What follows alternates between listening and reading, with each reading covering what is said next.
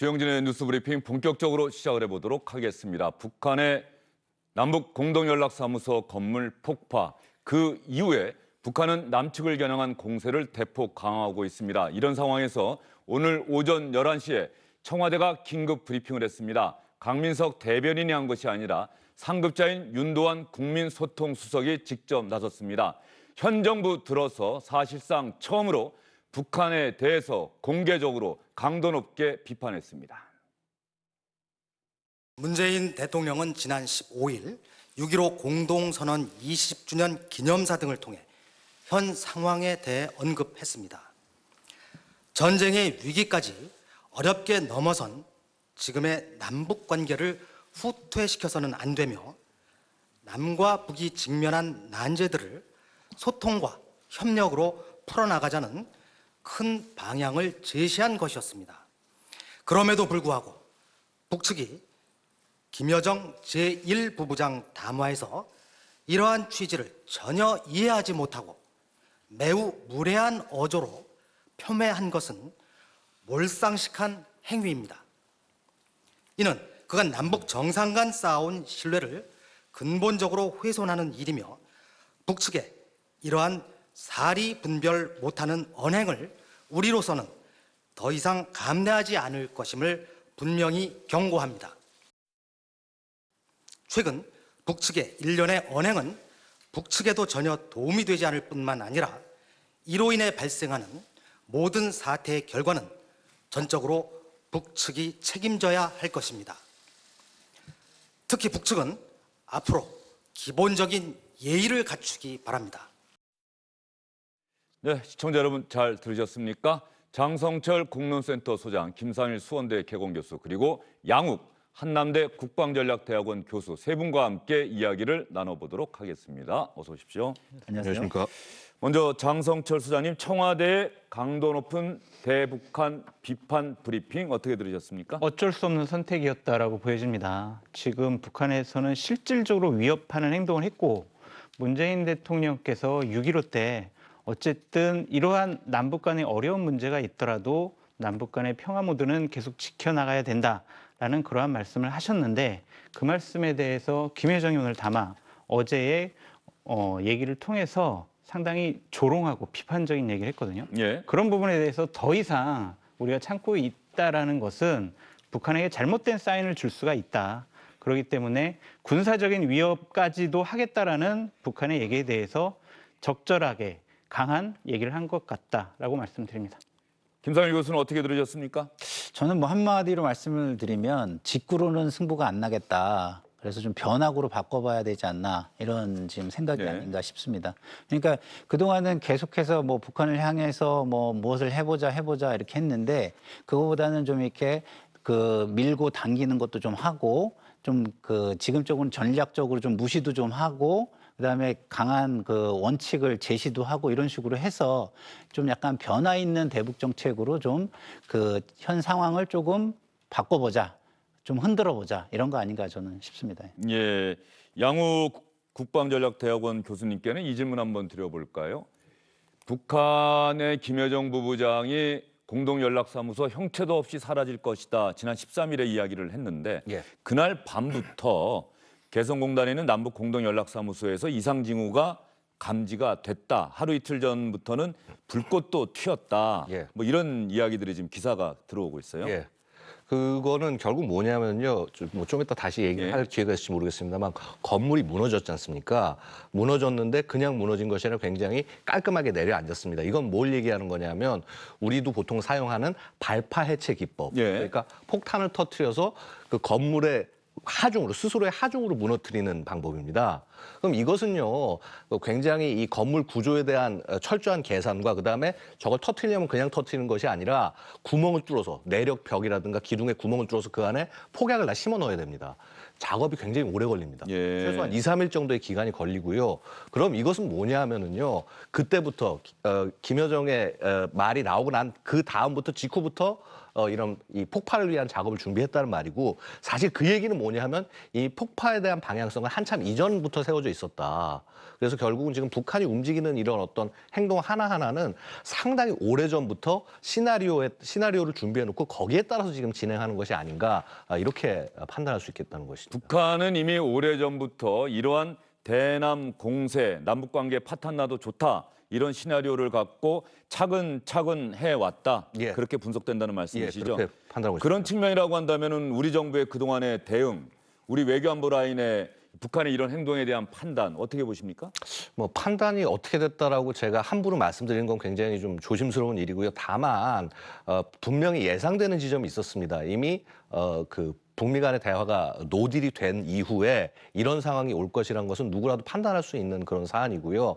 그렇다면 북한의 이후의 행동이라든가 혹은 이런 공세에 대해서 어떻게 대응해야 될지 내부적인 지침이 아마도 있지 않았을까. 그리고 좀 선회하자면은 아마도 그 대통령의 그 지난 그 말씀 같은 경우도 그렇게 좀 좋은 방향으로 하는 거의 마지막 오퍼가 아니었을까. 이렇게 개인적으로 비난을 하고 일국의 대통령을 모욕을 하고 일 국가의 수장을 모욕하는 이런 상황에서도 그렇게 한 것은 거의 아마 할 수 있는 최대한이 아니었을까. 그렇기 때문에 지금부터 우리 정부도 좀 조금 더 공세적이고 뭐 공세라고 해서 뭐 공격을 한다거나 이런 것이 아니라 북한의 어떤 저런 나쁜 발언에 대해서 무조건 받아주는 것이 아니라 이제는 국면 전환을 해서 거기에 대응해 나가는 그런 국면으로 바꿔나가는 것이 아닌가.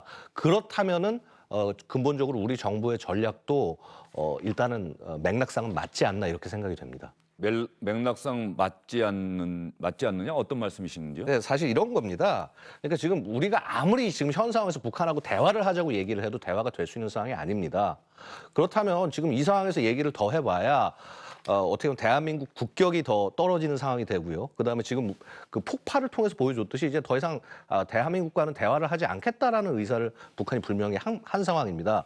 그렇다라고 한다면 싸우자라는 것이 아니라 최소한 대한민국이라는 나라로서 자, 우리는 이런 방침에 따라서 이 선을 넘는 것에 대해서 허용할 수 없어라고 하는 명확한 메시지를 전달을 해야 될 필요가 있다는 것이죠. 그래서 그런 맥락에서 봤을 때 지금 우리 정부가 기존의 어떤 유화적인 태도에서 좀 약간 강경한 태도로 변화하는 것은 너무나도 당연한 변화가 아니겠느냐. 결국 그렇다고 한다면은 남북 관계는 2018년 역사적인 판문점 선언 이후부터 남북 관계가 정말 좋아지겠구나. 다시 화해와 협력의 길로 나아가겠구나. 그러나 그로부터 2년이 조금 지나서는 완전히 남북 관계는 적대적 관계로 돌아가는 것 아니냐. 어떤 면에서 보면 김상일 교수님, 네. 6.15 남북 공동선언 역사적인 2000년에 남북 정상회담 직후에 나왔던 남북 공동선언 이전에 남북 대결 시대로 회귀한 것 아니냐. 이런 평가도 나올 수 있는 상황 아닙니까? 글쎄요, 그거는 좀 약간은 좀 빠른 판단인 것 같고요. 왜냐하면 북이든 지금 우리나라든 그 카드가 별로 없어요. 제가 볼 때는. 북한이 지금 굉장히 경제적으로 좀 어렵거든요. 특히나 코로나 때문에 더 어려워진 상황입니다. 그래서 첫 번째는 내부적으로 좀 약간 조급해졌다.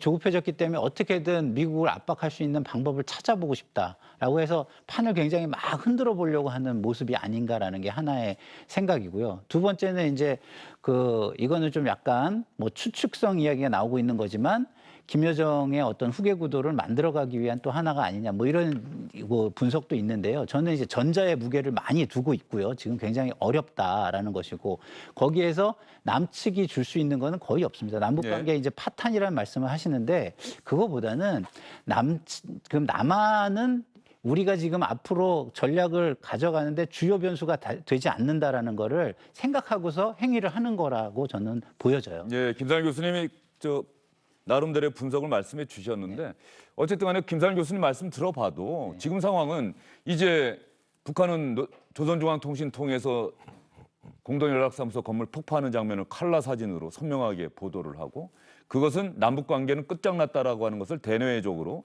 특히 북한 주민에게도 보여줬다. 그리고 우리 청와대도 참고 또 참다가 오늘부터는 북한에 대해서 더 이상 감내하지 않겠다고 경고하고 나서고 딱히 새로운 카드가 등장하지 않는 한 지금의 남북관계는 김대중 대통령과 김정일 국방위원장이 만났던 2000년 6.15 공동선언 이전으로 지금 돌아간 것 아니냐. 이렇게 생각하는 분들이 많지 않을까요? 그렇죠. 저는 김상일 교수의 그 판을 흔드는 그러한 모습이다라는 것에 좀 동의하기가 어렵습니다. 왜냐하면 오늘 있었던 북한의 총참모부의 선언을 보면 두 가지로 요약할 수가 있을 것 같아요. 하나는 군사행동을 하겠다. 그 군사행동은 뭐겠습니까? 2003년도에 개성공단을 설립을 하면서 뒤로 물렸던 육사단 그리고 포병연대 이런 것들을 다시 개성공단 쪽으로 배치하겠다. 그리고 금강산에 있었던 그런 군사시설들의 군대를 다시 재배치하겠다. 그런 뜻으로 보여지고요. 또 하나는 9.19 군사합의를 폐기하겠다는 겁니다. 결국에는 그 뜻이 뭡니까? 지피의 병력을 다시 배치하겠다는 것과 접경 지역에서 군사훈련을 재개하겠다는 겁니다. 그렇다면은 2003년도 이후에 김대중 대통령 그리고 노무현 대통령 때 계속 이어져 왔던 그러한 평화 무드가 상당히 뒤로 후퇴하는 그러한 수준이 될 수밖에 없다라고 보여지고요. 실질적으로 남북 공동연락사무소 파괴했잖아요. 그러면서 김여정이 지시한 여러 가지 군사적인 조치가 뒤따를 것이라고 많은 전문가들이 예측하고 있지 않습니까? 판을 흔들기에는 북한이 너무 선을 많이 넘었다. 그렇게 말씀드리고 싶습니다. 지금 북한군 총참모부 오늘부터는 개성공단과 금강산에 북한군을 배치하겠다, 전진 배치하겠다. 이 이야기는 제가 직접 취재를 했던 경험이 있기 때문에 잘 압니다. 특히 개성공단을 만들기 위해서 북한군을 뒤로 돌리는 문제에 대해서는 김정일 국방위원장이 남측 인사들 만난 자리에서 우리 북한 군부들이 하도 반대가 심해서 이 사람들이 내 말도 잘 안 듣는다. 이렇게까지 얘기할 정도로 북한 군부의 반발을 뚫고 어쨌든 내가 결정을 해서 한 것이다. 그만큼 개성공단과 금강산은 남북 화해와 협력의 상징이었는데 우리나라의 보수 정권, 이명박 박근혜 정권이 있는 동안에도 남북 관계가 잘 안 풀려 나가는 상황에서도 거기에 군대가 왔다는 이야기는 없었거든요. 근데 이제 거기에 다시 군대를 주둔시키겠다라고 한다면 일단 들어오면 그것도 다시 되물리기가 어려운 상황이 되지 않습니까? 예, 뭐 당연합니다. 일단 부대 주둔과 이동이라고 하는 것이 쉽게 결정낼 수 있는 것이 아니라 한번 주둔지로 결정되고 이제 그쪽에 병력을 배치하기 시작을 하면은 그거는 북한 내부의 군사 전략 하에 구체적인 작전 하에 이 작계 내에서 부대가 이동하고 배치되는 부분이기 때문에 이제는 빼기가 그렇게 쉽지 않다는 것이죠. 그래서 이제 좀 거기서 봐야 될 포인트가 이것이 뭐 임시적으로 온 것인지 아니면 정말 주둔과 어떤 이 전개를 위해서 한 것인지 이런 부분은 우리가 계속 이런 정보 감시 정찰 이런 것들을 통해서 좀 자세히 지켜볼 필요는 있습니다. 근데 어쨌거나 지금 굉장히 좀 우려스러운 것은 뭐 이게 김여정이 자신의 의사를 얘기를 한 것인지 혹은 김정은의 입을 대신 어떤 대변을 하는 것인지 뭐 그 내용은 구체적으로 알 수 없겠습니다. 북한의 내부 사정을 알 수가 없는 거죠. 김여정 부부장 명의로 자꾸 대남 공격용 담화가 나오고 폭파 지시도 김여정이 내린 것처럼 나왔는데 이게 정말 김여정이 하는 것인지 아니면 김정은 위원장이 지시를 해서 이거는 내 동생 김여정이 하는 걸로 하라 이렇게 지시를 한 건지를 잘 모른다는 얘기죠. 예, 지금 왜냐하면 근데 또 약간 이해가 가는 측면이 만약에 이것이 김정은 지시에 의해서 만약에 된 것이라면은 이거는 사실은 거의 전쟁과도 같은 상황이 되고 그야말로 에스컬레이션이 너무나 높게 되기 때문에 확정 가능성이 높아지기 때문에 되려 김여정의 입을 빌렸을 수도 있다라는 것입니다. 그래서 뭐 이런 어떤 그런 맥락을 다 떠나서 굉장히 우려스러운 것은 자 본물 밀려오듯이 하나하나씩 다 되고 있다라는 거죠. 부대 전개라든가 이동 같은 것도요. 이게 뭐 오늘 결정내서 야 내일 너 나가라고 해서 되는 게 아닙니다. 몇 사단 나가라 이렇게 한다고 해서 되는 게 아니다. 되는 게 아닙니다. 이미 수개월 전부터 어느 위치를 어떻게 점령을 하고 어떤 식으로 배치할지 다 준비를 해놓고 있다는 거기에는 또 얘기입니다. 어떤 무기를 갖다 놓을 것인지 이런 부분도 생각해야 진지를 되고요. 어디에 설치해야 되고 그래서 그런 부분을 봤을 때 이것이 하루아침에 이루어지는 즉흥적인 결정은 절대 아니었다라는 겁니다. 그리고 다만 어떤 시간이나 일정을 기다렸다는 것이죠. 한 가지 생각해 볼 수 있는 건 이겁니다. 뭐냐면은요. 지금 북한에 있어서 굉장히 중요한 시기는 봄 시기가 중요합니다. 왜냐하면 결국은 북한 자체가 농경국가 성격을 갖고 있고 군인이든 뭐든 간에 전부 다 농사에 동원이 돼서 이제 해야 되는데 그렇죠. 자 그러면은 사실은 한 6월 정도까지는 함부로 병력을 움직이거나 할 수가 없는 상황입니다. 그래서 북한 같은 경우는 보통 하기 훈련이 7월 1일부터 한 2달이 계획이 돼 있습니다. 그러니까 사실 어떻게 보면 지금 이제 한 6월 중순 지나고 나서부터가 병력을 동원하기 상대적으로 좀 유리한 시기라고 할 수가 있다는 것이죠. 이것은 사실 우리에게 보면 별로 좋지 않은 얘기인 겁니다. 그래서 그 어쨌거나 이 시기를 나름 생각을 하고 한 6월 이후 뭐 7월 이 시기를 생각을 하고 북한이 차례로 준비를 해왔고 그다음에 그럼 이 다음은 뭐냐? 그다음에 이 다음의 단계에서 얼만큼 갈등이 더 높아지지 않게 우리 정부는 이 상황을 관리해야 할 거냐? 좀 이런 것들이 가장 큰 문제가 아닌가 생각이 듭니다. 예, 알겠습니다. 청와대 이야기로 다시 돌아가 보도록 하겠습니다. 어제 청와대는 국가안전보장회의 상임위원회 연 다음에 공동연락사무소 건물 폭파에 대해서는 어제 오후에 청와대의 생각을 밝혔지요. 남북관계 발전과 한반도 평화 정착을 바라는 모든 이들의 기대를 저버린 행위다. 이로 인해 발생하는 모든 사태의 책임은 전적으로 북한에 있다. 북측이 상황을 계속 악화시키는 조치를 취한다면 그에 강력히 대응할 것임을 엄중히 경고한다. 어제 연락사무소 건물 폭파에 대해서는 어제 밝혔고요. 오늘 윤도한 국민소통수석이 밝힌 것은 오늘 아침에 나온 김여정 부부장의 문재인 대통령을 비판하는 내용에 담아 거기에 정말 상대 국가의 국가 원수에 대해서 사용할 수 없는, 사용해서는 안 되는 그런 강렬한 아주 강한 비판의 용어를 사용한 데 대해서 윤도한 국민소통수석이 강하게 비판을 했고요. 또 하나는 우리 정부가 북한에 특사를 보내겠다. 정우영 안보실장과 서훈 국가정보원장을 보내겠다. 날짜는 북한이 원하는 대로 정해라.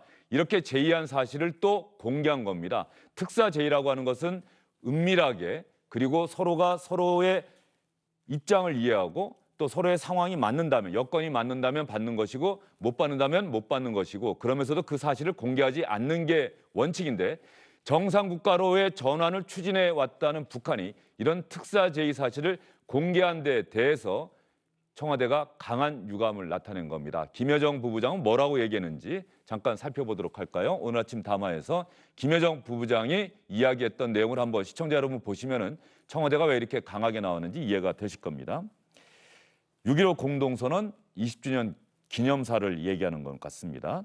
명색은 대통령의 연설이지만 자기 변명과 책임 회피, 뿌리 깊은 사대주의로 점철된 연사를 듣자니 저도 모르게 속이 메슥메슥해지는 것을 느꼈다.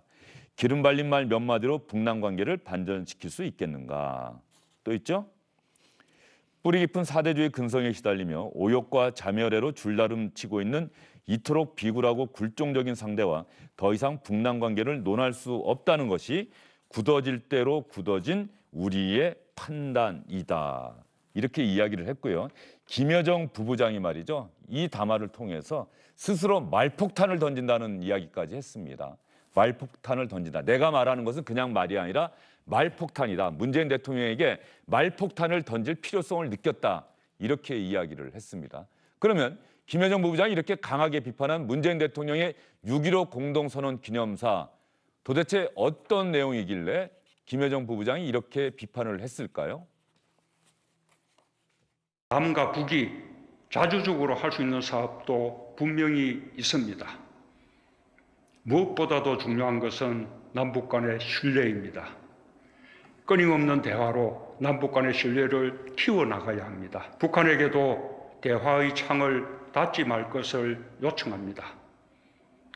장벽이 있더라도 대화로 지혜를 모아 함께 뛰어넘길 바랍니다. 한반도 정세를 획기적으로 전환하고자 했던 김정은 위원장의 노력을 나는 잘 알고 있습니다. 기대만큼 북미 관계와 남북 관계의 진전이 이루어지지 않은 것에 대해 나 또한 아쉬움이 매우 큽니다. 그러나 나와 김정은 위원장이 80만 결의 앞에서 했던 한반도 평화의 약속을 뒤로 돌릴 수는 없습니다. 우리 정부는 소통의 끈을 놓지 않을 것이며 4.27 판문점 선언과 9.19 평양 공동선언의 이행을 위해 끊임없이 노력할 것입니다.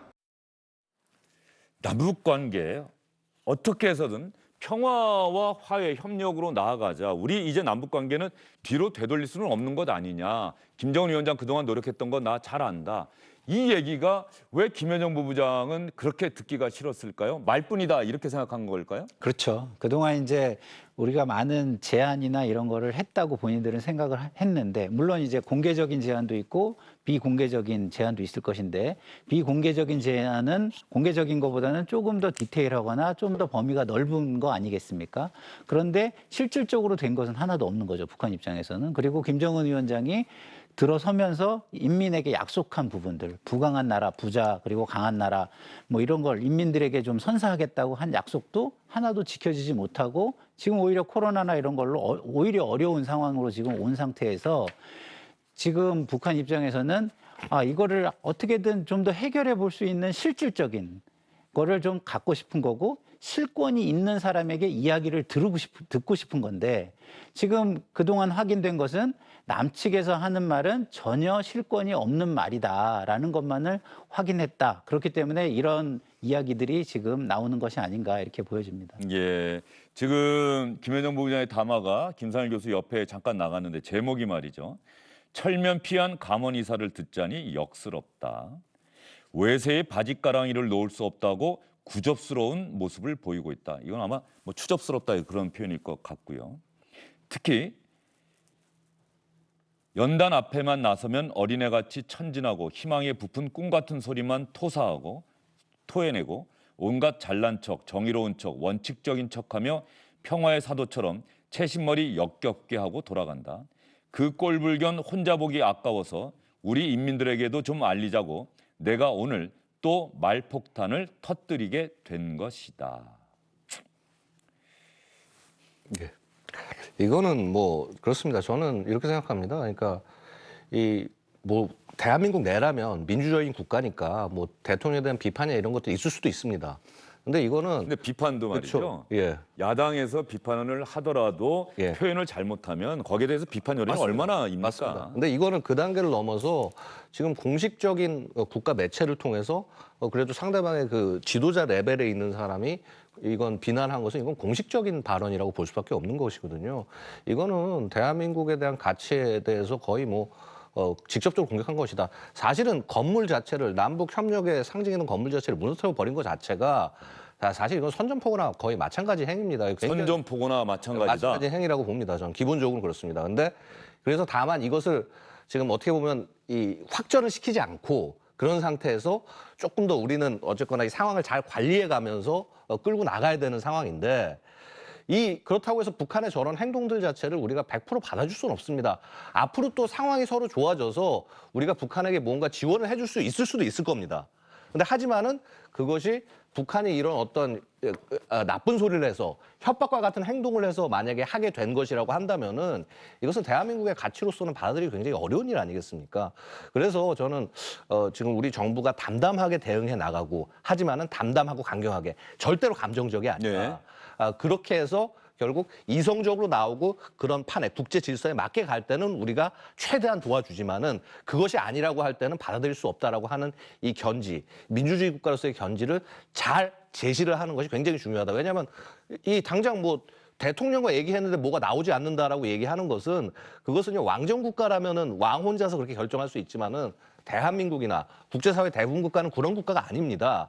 그래서 이런 틀 안에서 움직일 수밖에 없다라고 하는 것을 우리가 조금 힘들더라도 북한에게 명확하게 알려줘야 그래야 앞으로도 우리가 북한과의 관계에 있어서 정상적인 관계로 끌고 가는 것이 가능해지지 않겠냐. 그래서 받아주는 것도 사실은 좀 한계가 있는 것이 아니겠나 이렇게 말씀드립니다. 그렇죠. 정도가 있는 거죠. 예. 참을 수 있는 정도가 있는 것이고 선이라고 하는 것이 분명히 있는 것 같고요. 장석철 수장은 김현정 부부장의 말 제가 좀 더 한번 읽어드렸는데 들으시면서 어떤 생각이 듭니까? 2017년에 문재인 대통령께서 대선 후보였을 때 하신 말씀이 있어요. 나는 김정은이 가장 두려워하는 대통령이 될 것이다 라고 그렇게 약속을 하셨었습니다. 지금 상황 어떻습니까? 옥류관 주방장까지 나서서 조롱하고 있는 상황입니다. 이 상황을 이렇게 관리했다는 것 자체가 지금까지의 문재인 정권이 북을 향해서 했던 여러 가지 정책들이 잘못된 것이 아니냐, 그런 것에 대한 궤도 수정이 필요한 부분이 아니냐라고 짚어볼 만한 상황이 아닐까라는 생각이 듭니다. 처음에 그랬죠. 대통령 되시고 나서 한반도 운전자론, 중재자론 하면서 남과 북이 주체적으로 한반도의 평화적인 문제를 통일 문제를 해결하겠다라고 했는데 6.15 선언, 지금 집권 4년 차에 있었던 얼마 전에 있었던 6.15 선언 때도 거의 비슷한 말씀밖에 안 하셨어요. 3년이 지났고 4년 차가 됐는데도 똑같이 자, 우리 평화해야 돼. 평화 멈출 수 없어. 남과 북 대화해야 돼. 이런 얘기를 4년 동안 계속하고 계시거든요. 지금은요. 어느 정도 결과물을 내놨어야 할 때입니다. 남과 북이 정말 정상들 간에 긴밀하게 상황 관리를 해서 이러한 파국으로 이끌어가지 않을 정도의 신뢰관계를 맺고 그래서 국민들께 자, 내가 지난 3년 동안 이런 노력을 해왔기 때문에 지금 남북 문제가 이렇게 잘 풀려가고 있습니다라고 국민들 앞에 성과를 내놨어야 하는데 지금 그렇지 않고 있지 않습니까? 이런 부분들에 대해서 오늘 청와대에서 아주 강력한 발언을 했는데 계획을 좀 더 철저하게 세워서 앞으로 나오는 상황들에 대해서 우리가 어떻게 대응해야 될지 좀 더욱더 면밀하게 검토하고 계획을 세우고 국민들에게 안심을 줬으면 좋겠다라는 생각이 듭니다. 세 분 말씀을 듣다 보니까 그런 생각이 드네요. 대한민국은 민주주의 국가죠. 정권을 위임받은 정부의 최고 책임자가 하나의 정책을 추진해 나가기 위해서는 무엇보다도 가장 필요한 것이 국민적 지지와 동의입니다. 이런 점들을 북한은 간과하고 있는 것이죠. 무시하고 있는 것이죠. 그런 민주주의라고 하는 제도를 시행해 본 적이 없기 때문에 말씀하신 것처럼 왕이 결정하면 모두가 따라야 한다라고 하는 왕정시대 사고에 머물러 있는 것은 아닌지, 그리고 엄혹한 국제사회의 현실, 현재 북한에 대해서는 국제사회가 이딴 핵실험에 대해서 ICBM 발사에 대해서 강력한 대북 제재를 실시하고 있고 거기에 대한민국도 국제사회 일원으로 참여할 수밖에 없다는 점. 그래서 북한과 개성공단 재개하고 금강산 관광 재개하기 위해서는 이 대북 제재의 틈을 어떻게 해서든 찾아봐야 하는데 그러기 위해서는 미국의 협조가 있어야 하고 또 유엔에 대한 설득도 있어야 하고 이런 지난한 시간과 과정이 필요하다는 점. 이런 것들을 북한은 애써 무시하고 있는 건 아닌지 모르겠습니다. 1년 6개월 동안 당신들이 한 게 뭐가 있느냐. 그 불만은 좋아요. 이해할 수 있어요. 그런데 국제사회가 엄연히 이렇게 있고 미국이 동의하지 않는 상황에서 우리가 독자적으로 금강산 관광 재개하고 개성공단 재개한다면 북한의 요구 들어준다면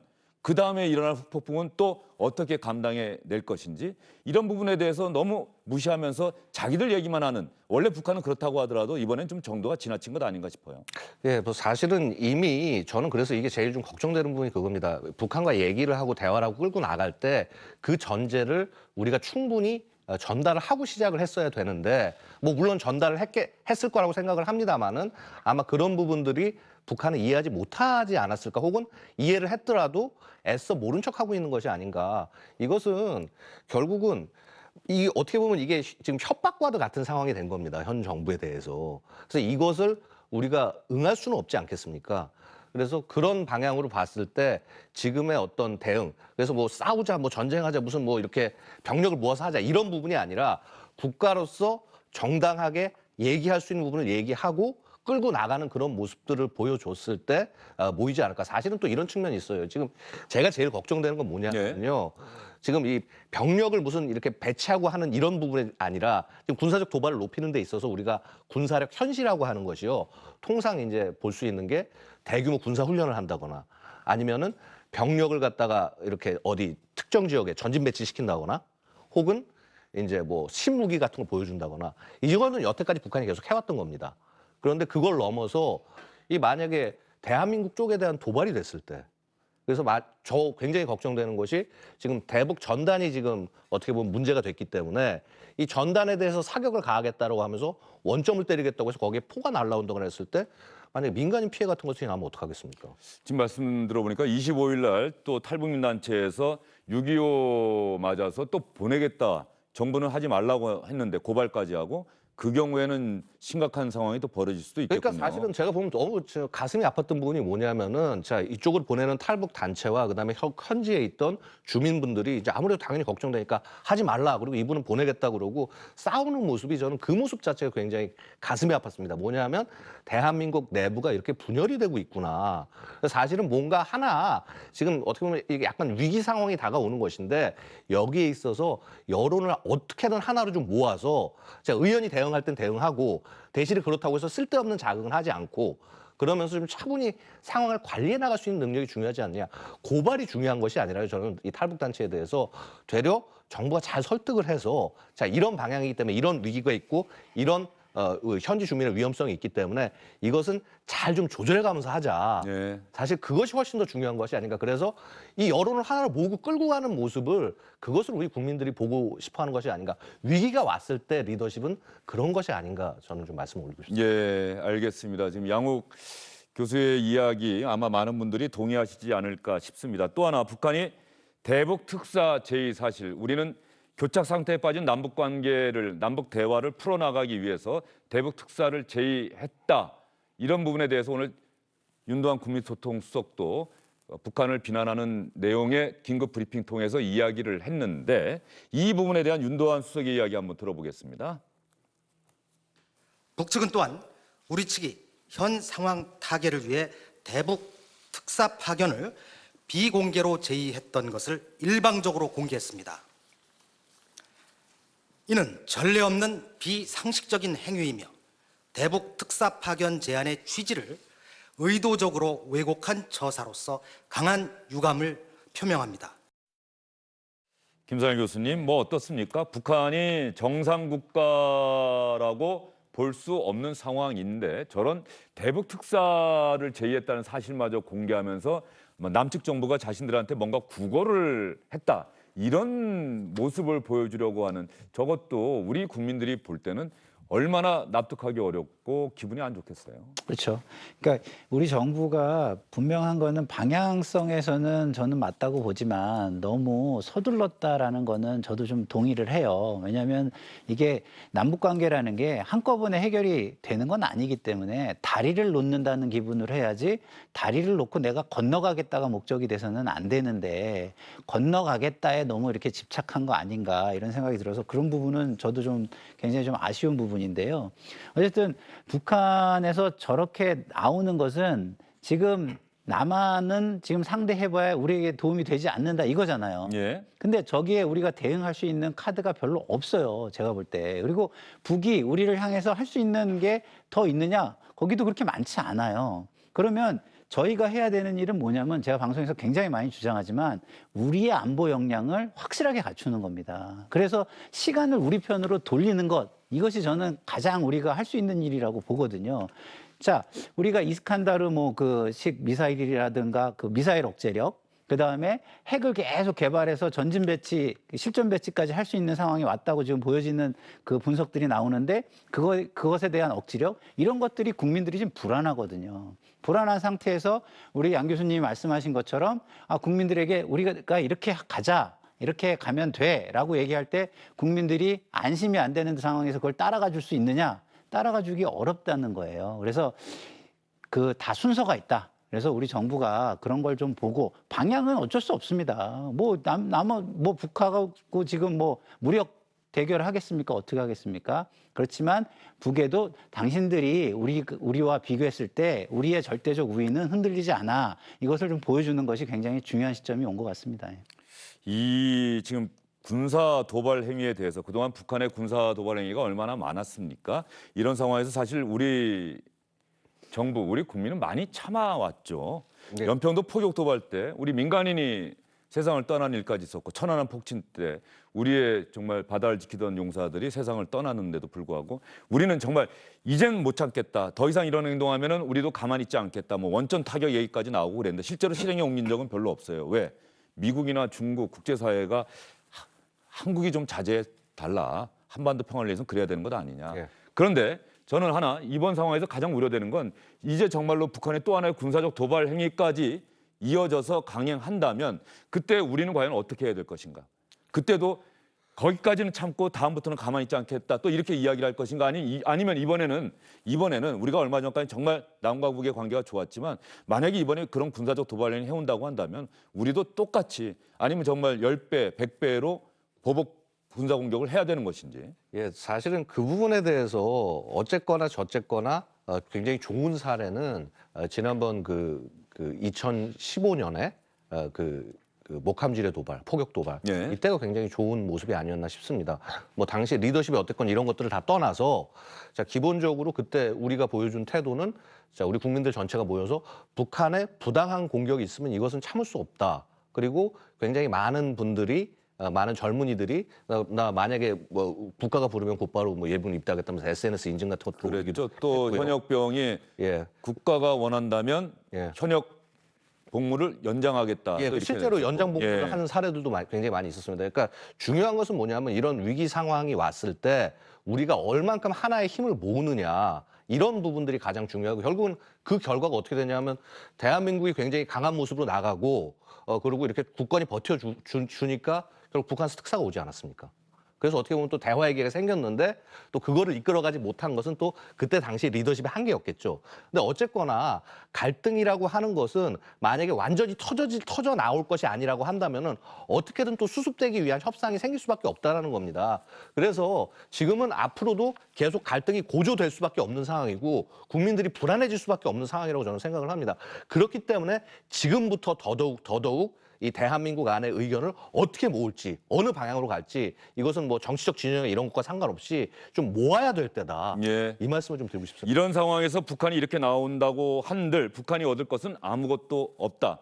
북한이 대화와 협력으로 나올 때야만 북한이 원하는 것을 얻을 수 있다. 이걸 분명히 좀 보여줘야 하고 무엇보다도 그러기 위해서는 우리 내부의 국민적 합의, 하나 되는 마음, 하나 되는 의견, 뭐 완벽하게 하나가 되기는 어렵다고 하더라도 적어도 의견을 한 방향으로는 모아야 되지 않겠느냐 그 점을 지적하셨는데 오르신 말이에요. 지금 가장 중요한 거는 저런 북한 문제와 외교 문제에 있어서는 남남 갈등이 없어야 합니다. 지금 민주당 북한이 또 다분히 노리는 게 남남 갈등인 것 같아요. 그렇죠. 지금 민주당 일각에서 나오는 얘기처럼 대북 전단 금지법을 지금 급하게 처리한다든지 아니면은 판문점 선언 비준 동의안을 빨리 처리하겠다든지 야당이 동의하지 않고 야당을 설득하지 않은 상황에서 이런 법안들이 처리되면요. 결국엔 남남 갈등이 커질 수밖에 없습니다. 그러면 지금 정말 어깨가 무거운 문재인 대통령께서는 더 힘들 거예요. 그렇기 때문에 북한에도 특사를 파견하셨지만 야당 지도자들을 좀 부르셔가지고 자 북한 상황이 이렇다 이러니까 우리에게 좀 협조를 해달라라는 그러한 SOS를 좀 요청했으면 좋겠다는 생각이 들고요. 특히 미국과 중국에는 따로 좀 특사를 보내서 이러한 위기 관리 상황을 공동 대응하는 그런 외교적인 노력도 필요하지 않나라는 생각이 듭니다. 장성철 수장이 그 말씀하셨으니까 이번 북한의 공동연락사무소 건물 폭파 그리고 오늘 아침에 나온 북한의 개성공단과 금강산에 군대 배치하겠다 또 문재인 대통령의 6.15 공동선언 기념사 강하게 비판했고 이런 내용들에 대한 정치권의 반응을 한번 살펴보도록 하겠습니다. 민주당은 오후 2시에 공식적인 브리핑이 있었고요. 그다음에 아침 회의에서 나왔던 다른 정당들의 반응까지 묶어서 차례로 들려드리겠습니다. 여러분들 잘 들어봐 주시고요. 판단해 주시기 바랍니다. 북쪽의 이런 행동은 반짝 충격 효과는 있을지 모르나 한국인들의 마음에 불안과 불신을 심어 장기적으로 한반도 평화에 악영향을 가져올 뿐입니다. 국가 간 외교에는 어떠한 상황에도 넘지 말아야 할 금도가 있습니다. 판문점 선언의 상징을 폭파하는 북쪽의 행동은 이 금도를 넘었다고 판단이 됩니다. 북쪽이 더 이상의 도발을 중지하고 즉각 대화에 나설 것을 다시 한번 촉구합니다. 이 문재인 정부의 잘못된 이 대북 유화 정책은 실패한 것이다. 이런 것들을 또 말씀들을 하셨고, 그다음에 북한에 대해서는 도발 행위를 즉각적으로 중단해라. 이런 말씀과 함께 초당적인 협력을 아끼지 않겠다라고 이렇게 또 말씀 주셨고, 우리 당 내에 외교 안보 특위를 즉시 가동해서 이 상황에 대한 그런 면밀한 분석과 함께 대안을 제시하겠다 이런 말씀들을 주셨습니다. 문재인 대통령은 고 김대중 대통령께서 사용하셨던 넥타이까지 착용해서 북한의 선의를 호소하고 기대했지만 넥타이에 대한 대답은 연락사무소 폭파였습니다. 대통령의 대북한 호소는 불 꺼진 연극 무대에서의 초라한 독백이 되어버렸습니다. 정부의 굴종적인 자세와 대응에 북한은 눈 하나 깜빡하지 않습니다. 언제까지 대북 전단만 쫓아다닐 겁니까? 여전히 대북 전단 살포 중단만 하면 남북관계 개선되고 비핵화 물고 틀 수 있다고 생각하시는 겁니까? 네, 상황을 바라보는 관점이 참 많이 다르다라고 하는 생각을 다시 한번 하게 됩니다. 민주당의 공식적인 민주당의 입장을 담은 브리핑은 오후 2시에 있었습니다. 민주당 대변인의 이야기 들어볼까요? 4.27 판문점 선언과 9.19 군사 합의는 물론 그동안 쌓아온 남북 정상 간 신뢰를 훼손하는 북한의 언행에 강한 유감을 표합니다. 한반도 긴장 고조 행위를 중단하고 이성적 판단과 대화 재개를 촉구합니다. 더불어민주당은 국민의 안전과 한반도 평화 위협에 대응하기 위해 비상한 각오로 여당의 책무를 다하겠습니다. 여당인 민주당의 이야기는 가만히 들어보면 북한에 대해서 비판에 초점을 맞추고 있고 미래통합당과 국민의당 같은 경우는 문재인 정부의 대북 정책은 실패했다. 이렇게 문재인 정부를 비판하는 데 초점을 맞추고 있는 것 같습니다. 다만 이런 상황에서도 김종인 미래통합당 비대위원장이 초당적 협력을 이야기하고 나선 부분은 눈에 띄는 대목인데 조금 전에 장성철 소장이 이야기한 것처럼 이런 상황일수록 청와대에서 대통령과 여야 대표가 만나서 머리를 맞대서 이 국면을 어떻게 풀어나갈 것인지 그런데 그러기 위해서는 원구성 문제부터 이 풀려나가야 되잖아요. 이것조차 안 되고 있는 상황에서 또 이거 하기 위해서 또 여야 대표회담 하는 것도 쉽지가 않을 것 같고. 그렇죠. 저는 이제 뭐 원구성과 관련해서도 저는 계속 방송에서 그런 얘기를 했습니다. 기본적으로 이게 단일 사안이면 단일 사안에 대해서는 그 다수의 의견을 좀 이렇게 밀어붙이거나 그럴 수 있는데 예를 들어서 원구성은 2년간 안착되는 제도이자 구조예요. 그 구조에서는 야당이 견제할 수 있는 기능을 뺏는 거는 저는 맞지 않다고 보고요. 근데 이제 이미 결정이 나버렸습니다. 그러면은 제가 볼 때는 또 다른 창의적 제안을 할 필요가 있다. 예를 들어서 2년간 그러면 법사위의 기능을 우리가 좀 조정한 다음에 조정이 되면 다음 하반기에는 그 당으로 넘겨줄게 이런 약속을 한다든가 이런 전향적인 제안을 하고 이 안보와 관련돼서는 또 초당적인 협력을 먼저 이렇게 야당의 요청 드리는 그런 자세를 좀 가졌으면 좋겠다 이런 바람입니다. 예, 장성철 소장은 어떻게 생각하십니까? 안보 문제와 관련해서는 원구성이 여러 가지 서로 마음에 들지 않더라도 한 목소리를 내야 된다. 그래야 국민이 안심한다. 그렇게 말씀드리고 싶습니다. 예, 알겠습니다. 양욱 교수님 이제 보내드려야 할 텐데 말이죠. 예. 이런 상황에서 우리 국민들은 뭐 이런 마음 아니겠습니까? 북한에 대해서는 정말 화가 나고 저 사람도 어떻게 저럴 수가 있지? 우리가 그동안 어떻게 자기들을 대했는데 예. 이런 마음이 있고 또 우리 정부의 대북 정책에 대해서는 우리 정부의 대북 정책이 결국 성과를 못 거뒀네? 실패한 것 아닌가? 어떡하지? 이런 염려와 비판 공존하고 있을 거예요. 네, 지금 뭐 그런 부분을 비판을 하고 얘기를 하고 하기보다는 지금 어떻게 보면 위기 상황이 다가오고 있다라고 봐야 되기 때문에 이 부분에서 어떻게 하면은 대한민국이란 나라가 민주주의 국가로서의 가치를 지키고 존엄을 지키면서 번영해 나갈 수 있을지 그런 부분에 좀 집중을 해주셨으면 하고 생각을 합니다. 지금 서로 누가 잘했네 잘못했네 지금 싸울 때가 아니라 지금은 위기가 다가오는 시점이기 때문에 이제 좀 여론이 좀 모여야 되지 않겠냐 이 말씀을 올리고 싶습니다. 예, 그리고 조금 전에 흑백 CCTV 영상 어제 공동연락사무소 건물 폭파되는 장면 저 영상을 청와대 쪽에서 기자들에게 공개를 했단 말이죠. 원래는 국방부를 통해서 입수해서 예. 이 부분에 대해서도 청와대의 의중이 담긴 것이라고 다분히 생각이 됩니다. 네, 국방부가 국방부 기자들을 통해서 공개할 수도 있는 영상을 네. 청와대가 직접 국방부에서 받아서 청와대 기자들 통해서 공개했다. 예. 청와대가 저 사안을 상당히 심각하게 보고 있다는 걸 보여준 건 아닐까요? 뭐 당연히 그렇습니다. 또 그렇기도 하지만은 사실 저 정도 중대한 사안을 국방부 혼자 함부로 발표하기는 한계가 있습니다. 당연히 뭐 이것은 청와대 혹은 이제 대변인실의 통제를 거쳐야 되는 사항이었을 거고요. 그런 부분을 떠나서 사실은 상당한 배신감도 좀 느끼지 않았을까. 굉장히 정치적 비난과 부담을 각오를 하고 북한과의 이런 대화에 나섰을 텐데. 그 결과가 저것이라고 한다면은 그 누구도 받아들이기 어려울 것입니다. 저는 예. 저 무너진 모습이 대한민국의 어떤 자존심이 좀 무너진 모습인 것 같아서 굉장히 좀 안타깝습니다. 알겠습니다. 이어지는 주영일의 뉴스브리핑 2부에서도 북한의 공동연락사무소 건물 폭파 이후의 남북관계에 대해서 자세히 여러분께 전해드리도록 하겠습니다. 조금 전에 뉴스 속보가 들어왔네요. 현 정부의 대북 정책에 대해서 다시 한번 생각해 볼 수밖에 없는 그런 상황이 되는데 김현철 통일부 장관이 남북관계 악화에 책임을 지겠습니다라고 하면서 사의를 표명했다는 뉴스 속보가 들어와 있습니다. 문재인 대통령이 이 사의를 수용하게 된다면 결국 대북 외교 안보 라인에 대한 개각으로 이어질 가능성도 있기 때문에 문재인 대통령의 결단을 지켜봐야 될 것 같습니다. 일단 통일부 장관은 사의를 표명했다는 그 내용까지 여러분께 전해드리겠습니다. 세 분 수고 많으셨습니다. 감사합니다.